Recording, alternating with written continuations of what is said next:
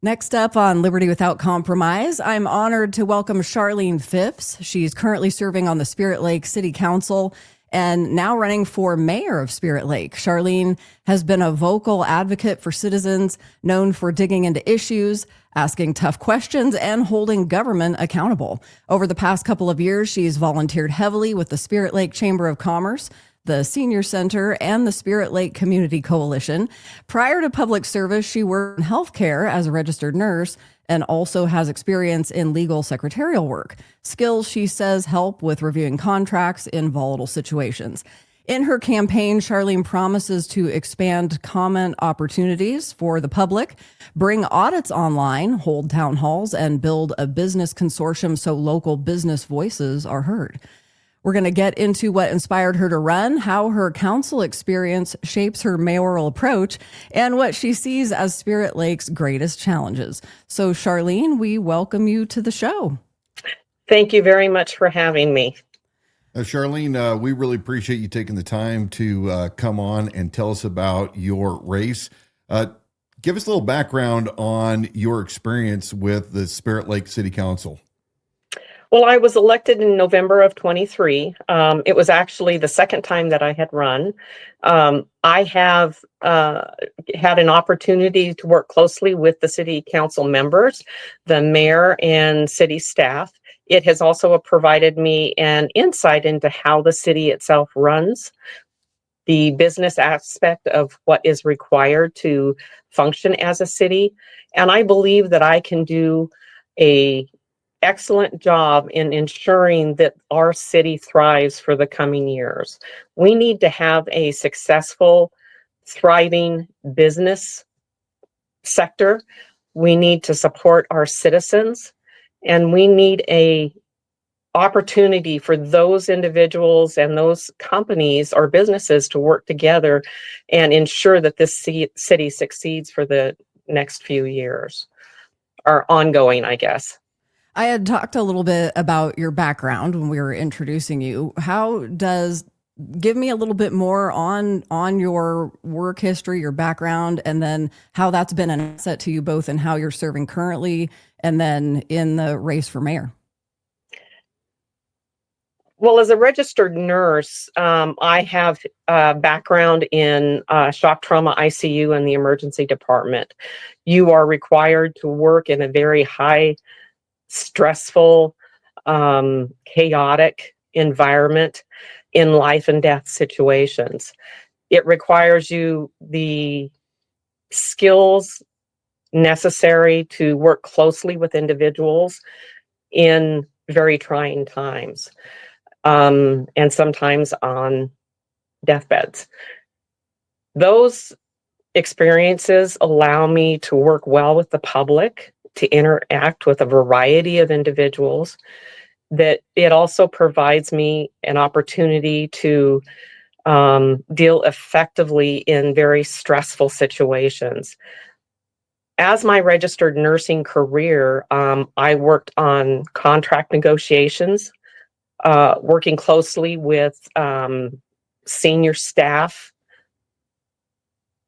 required a lot of detail work, and also had the opportunity of being a steward for individual staffing when they were called before administration. Those two roles required detail, logic, and comprehensive investigation, and I believe that I did that very well. I was asked to be on our contract team and negotiations team for the registered nursing in my hospital. I did that twice. As a legal secretary work, I worked with the Department of Labor with attorneys. I worked in private companies that require detailed review of contracts, negotiations, and legal documents. And I believe that both of those situations have provided a strong background, and especially with the work that I have done on city council, it has provided a strong background for me to perform well as a mayor. What prompted you really to run for mayor? I know that we've touched a little bit on it, but you have been on the city council for what, just a little over 2 years now, or maybe just coming up on 2 years. When does that term end, and what made you want to jump to the mayor? Well, to be honest, I never even thought about it. I was asked probably a good dozen individuals in the volunteer work that I do. They asked me to run. And so after speaking at great length with my husband to make sure that that was something that he would be fully endorsing, I decided to run for mayor. Most of those individuals that asked felt that I would be a strong mayor that could support the citizens, and they've got a lot of faith in me, and I feel very blessed that they took that opportunity to actually confront me and ask me to run. I don't have excuse me, my term will not be up for another 2 years. If I do win the mayor position, I will have to designate someone to take over. I've already spoken to several individuals, and I have commitments from a couple of them that said that they would be willing to take over that term. How does the mayor interact with city council members, and what are their unique differences? How will your role be different? What are the primary things as mayor as opposed to how you're serving now on city council? City council has a role to set the budget, to take care of the financial end of what the city is involved in. They are responsible for updating, writing, and basically updating the city code. As a mayor, you're responsible individually for the employees that you supervise. I think that I have a strong background that will allow me to work well with the employees of the city. It's my belief that I can make a difference in how the city and city hall interacts. There's been issues between city hall and our residents or voters in the city, and I would like to see a much more cohesive environment between those two, that so the residents of Spirit Lake feel like they're being heard. It's my belief that we can and we will have an open door policy, that so citizens can actually speak to council at public or at our city council meetings, that so we have a public comment period. It's also my belief that we need a much more open door policy, that so citizens can come in and actually speak directly with the mayor without feeling like they have to set an appointment, like without feeling that they are questioned just because they have a concern of what's going on in their neighborhood. I think if we listen to the residents, if we listen to our constituents, and we hear what they have to say before it becomes a major problem, then those issues can be resolved. And that's my goal. So right now, the city of Spirit Lake, you have how many residents? 2,566. And what is your largest budget line item or department right now that takes The police up department. How's your current relationship with the chief right now and his staff? I have an excellent relationship with the police department. In fact, I've already spoken with the police chief about having monthly coffee with the police chief and the mayor, that so citizens can actually meet on a one-on-one basis at a coffee shop and just discuss our concerns and what is going on between the police department and the residents. I would also like to rotate that through and have the heads of our departments actually do the same. That so if an individual has a problem with public works or the parks or the park and rec department, that those individuals be able to meet on a monthly basis at their leisure and at their time. I am going to hold quarterly town hall meetings so we can have the residents come together and have an open conversation. The police chief is going to be involved in that. Awesome. So right now, a pretty large topic in Kootenai County, specifically with the Kootenai County Sheriff's Office, has been specifically regarding the automatic license plate readers. My understanding is that the city of Spirit Lake does not currently deploy ALPRs, whether stationary or on patrol cars. If that is correct, is there any plans to fund such cameras if the chief of police were to request those? Would you be opposed or open to using those ALPRs as mayor? We currently do not. We don't even have the funds to do it. But personally, on a personal level, I don't agree with them. I think it's a surveillance state. I have to admit that is not something I've actually spoken with the police chief about. Sure. I believe it's an invasion of privacy, but I do have to admit that is something that I have not spoken with the police chief about. I don't even know if that is something that he wishes to have. Sure. That came to us from one of our listeners, so we wanted to throw that out there to you. Oh, well, thank you. It looks like the Spirit Lake mayoral race is pretty crowded.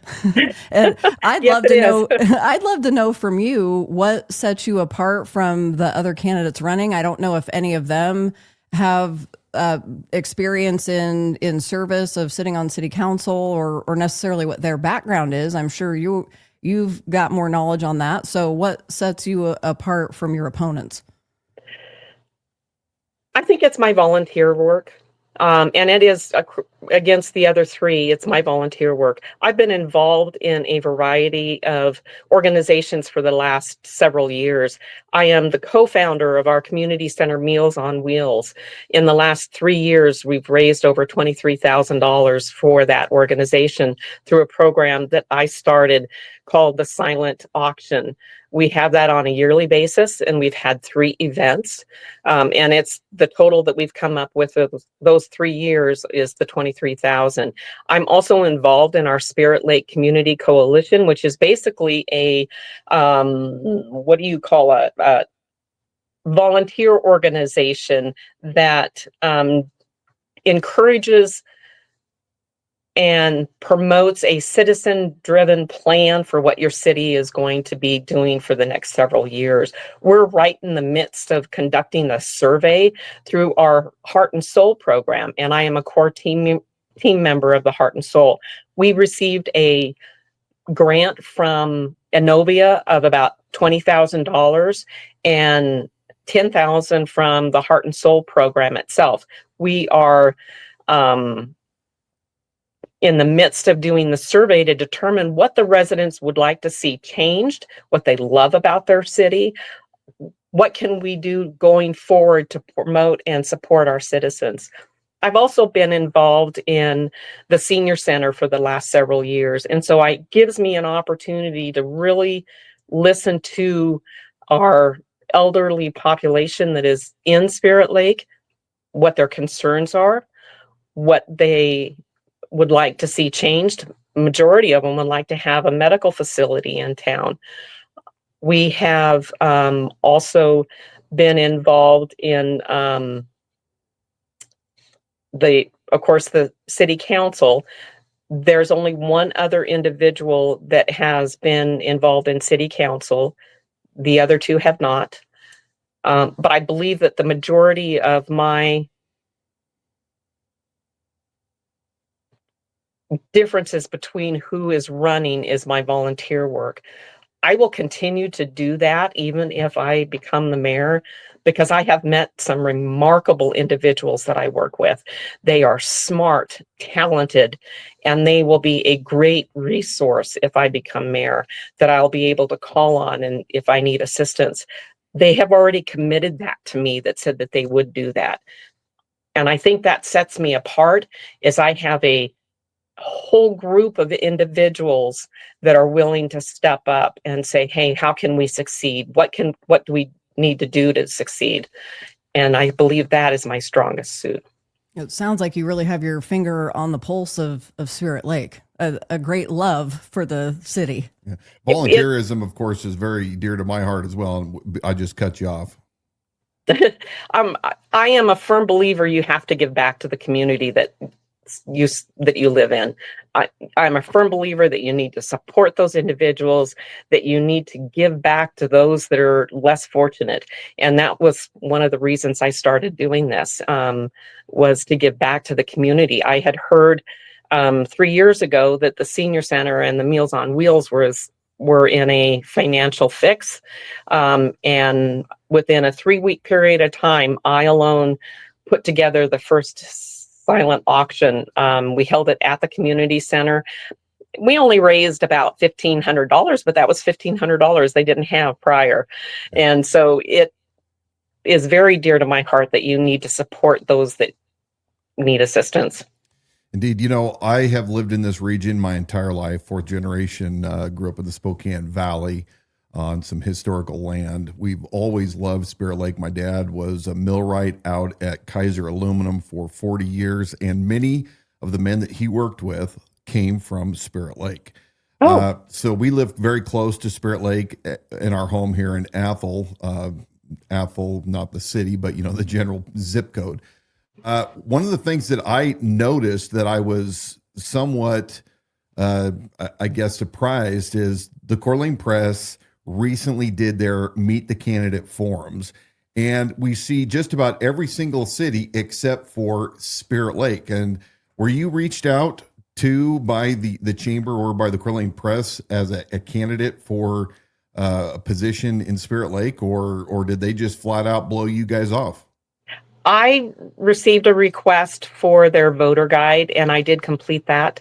I did not know about the meet and greet. That wasn't something that I had been informed of, but I would definitely have attended. So they didn't necessarily cut you guys out, because I didn't notice any Spirit Lake representation on the videos. So I just was curious as I was looking that up. And then, so have you met with any of the local parties? I'm assuming that this is a nonpartisan race, but have any other groups interviewed you for this position? I have been interviewed from the Watchman Ministries.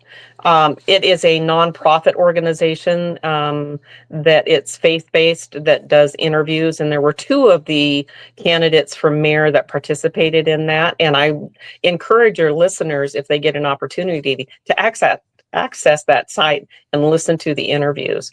It is very informative, I believe. It goes around to most of the churches that are in the area, both for Kootenai County. And I believe it would give you some insight onto the differences between the 2 of us and what we wish to achieve. Sure. But once again, the race is nonpartisan, correct? That is correct. So have any of the other political parties interviewed you or any of your fellow campaigners?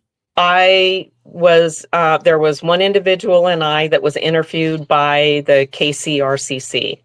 I did not know about their meet and greet, and I did not know about their whole process until after an individual told me that they had a meet and greet. I reached out to the KCRCC. They did not reach out to me. They indicated that they would have a panel to interview me, but it wasn't a full panel. It was only a partial panel. I did not get their endorsement. My thought is, because I believe it's important to work together, I am not a staunch Republican to say that I believe that you need to work across the aisle. You need to work together in order to see your city succeed. I'm a firm believer in the First Amendment, the Second Amendment, and the 14th Amendment. Don't get me wrong. Sure. I am very pro-life, but you're in a position where you have to work with, you're in a position that you have to work with everybody that are your constituents. And Exactly. There yeah, is not just Republicans that live in Spirit Lake. There are yes. Democrats, there are Well, and that's, independents, and you yeah. are required to work and support everybody that lives within that area. You can't just single out one group and support that group alone. You need to support the whole city. And that means reaching across the aisle. That Yes. means working together so the city succeeds. You cannot just choose and pick who you wish to support. Yeah, I absolutely agree with that. I know that there is another mayoral candidate running, I think, in Athol or city council. I forget which position, but this individual and I have gone the rounds because I lived here in this region. My grandparents were over here. As I said earlier, my dad had many of his friends from work that lived up in Spirit Lake. And believe it or not, folks, 30 years ago, this was a very different political landscape, and there were a lot of blue dog Democrats. So I think that you're being extremely wise in that approach, and it's unfortunate that you know, the KCRCC, it sounds like, wasn't able to contact you. It sounds like you had to jump through some hoops, and that's unfortunate. But I think that if people really want a good idea of who is running, they need to do their own research. They cannot rely just on these faux ballots, these sample ballots with a bunch of individuals that have been preordained to fill these positions. Anybody that's watched this show for a length of time understands that. But I really appreciate the fact that you're stating that you do have to reach across the aisle. And that's not a dirty thing as a conservative, to actually represent the people that are your constituents. I agree. I agree wholeheartedly. Well, what other items have we not discussed that maybe you wanted to bring up and let the viewers know more about you or your positions or anything that we didn't cover? Well, my goals for the city, I am running on a platform of transparency. I want to open up like I had indicated earlier, I want to open up our city council meetings to public comment where the citizens can come in and speak directly to city council. I do not want it agenda driven. I want a voter to come in, speak to the council, on whatever topic they wish to choose. I believe it's incumbent upon us as politicians, as elected officials, to listen to everybody that walks in the door. The best way that opportunity is provided to citizens is through our city council meeting. Otherwise, they can't talk to the council directly. I want to ensure that our yearly audit is posted on our website.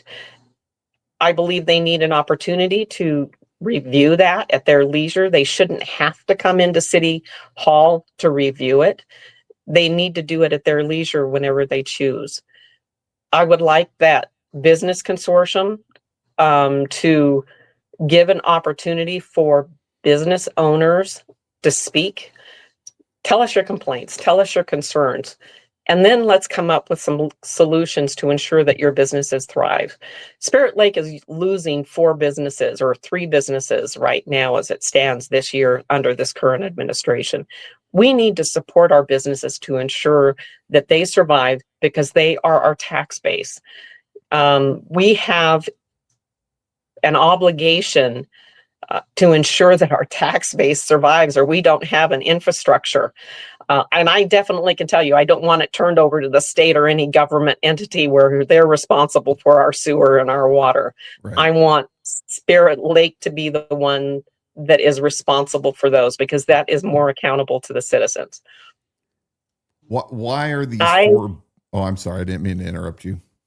I was just going to go on to say that I have been attending meetings, seminars, conferences, all throughout the inland Northwest, Washington, Idaho, to educate myself, to learn, to obtain knowledge and network with individuals that will give me resources that aren't necessarily right here, but on a state, county level that will provide information and support me in this role.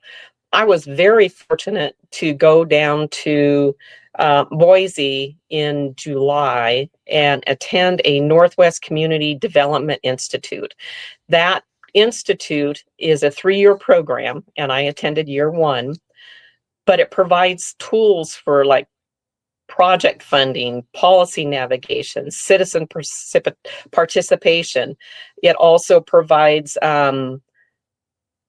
information on grantsmanship, leadership. I received a scholarship from the Institute to attend of $600. And then Avista provided a grant for me to attend, and they paid for my hotel when I went down and my travel. The coalition paid for my travel. So I think it's important to know and learn and network when you're in this role, that so you can seek out and utilize those resources to support the work that you're doing. I was very fortunate, along with our Spirit Lake Coalition, to meet with a gal by the name of Jenny Hemley from Boise. She's involved in Main Street America. I'm not sure if you've heard of that, but Main Street America is a program that supports rural historical communities. She came up and visited with I and the coalition and was giving us ideas on how we can proceed to actually maintain that or obtain that Main Street designation. If we do, they have investors, they have networking to support our businesses through low interest loans, different resources that we could utilize, that we could bring to Spirit Lake to improve our downtown. I think that's all important, and the network and the individuals that I have spoken to have just been tremendous and very supportive. When I was down at the Institute, I was very fortunate. I met with the mayor of Caldwell, Idaho, and we had a 45-minute conversation on what it takes to run a city. And I'm telling you, in that 45 minutes, I learned a lot. That's awesome. Well, we greatly appreciate your time to come on the Liberty Without Compromise broadcast and tell us more about your race and exactly why you're running. It's been very informative for me, and I want to remind people that in Kootenai County, our far northeast or northwest, I guess it would be, city is Spirit Lake. And if you haven't been there, it is a great place to go. They have some extremely great places to hang out, including several bars there on the strip. If you like to drink, they have some great restaurants. And of course, one of my favorite shops is Stella's Stogies. We love that place, but people should, if they have not gone up to Spirit Lake, they should get up there and experience it themselves. It's a hidden gem. But we wish you all the best in your endeavors here, and we'll be anxiously watching the campaign results here in a couple weeks. One more thing, if people want signs or they want to get in touch with you, they thought of some other questions, what's the best way for people to get in touch with you? Well, I have 2 resources, and I actually have cards I've been handing out. One is my email address, which is charrn at 1997 at gmail.com. The other is my telephone number. I'm taking phone calls, and that is 530-526-1117. All right. Thank you so much. Thank you for joining us. And thank you very much for having me. I really, really appreciate it. Thank you so much. God bless.